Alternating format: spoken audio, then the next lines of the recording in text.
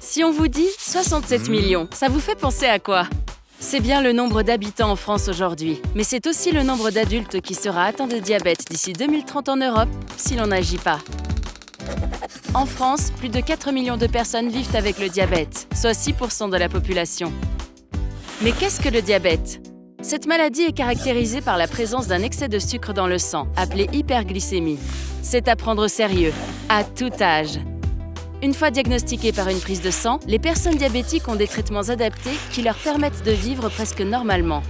C'est une maladie de plus en plus fréquente qui n'a pas de cause unique. Elle peut être liée notamment à nos habitudes de vie et des facteurs génétiques. Le diabète se soigne, mais ne se guérit pas. C'est ce qu'on appelle une maladie chronique. Il existe principalement deux types de diabète, le diabète de type 1 et le diabète de type 2.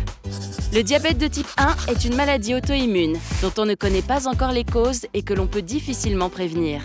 Chez les personnes diabétiques de type 1, le pancréas, organe situé dans l'abdomen, ne produit plus d'insuline, une hormone vitale qui fait baisser le taux de sucre dans le sang. Elles doivent donc être traitées en s'en injectant. Le diabète de type 1 représente moins de 10% des cas de diabète en France. Parmi la population diabétique, environ 90% des personnes ont un diabète de type 2. La prédisposition familiale est plus importante dans le diabète de type 2 que dans le diabète de type 1. Notre mode de vie est également en cause.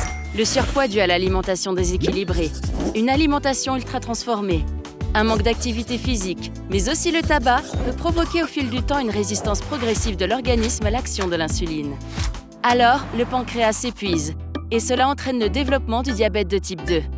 Comme pour le diabète de type 1, il existe des traitements majoritairement sous forme de comprimés qui permettent de stimuler la production d'insuline.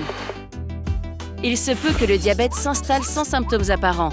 En moyenne, le diagnostic se fait au bout de 5 à 10 ans. Nous pouvons retarder, voire éviter l'apparition du diabète de type 2 en bougeant régulièrement, en variant nos repas avec une alimentation équilibrée. L'excès de sucre a des conséquences sur tout l'organisme. Ils abîment les nerfs, les vaisseaux sanguins et les organes qu'ils alimentent. Nos comportements actuels et notre époque font que le diabète de type 2 est présent dans nos vies. En 100 ans, l'évolution des traitements pour les patients diabétiques est bien réelle, afin d'optimiser la qualité de vie des personnes.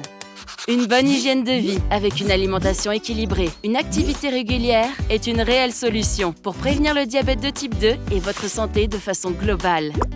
Vous pouvez joindre la Fédération française des diabétiques au 01 40 09 24 25. Retrouvez d'autres informations sur notre site www.fédérationdediabétiques.org.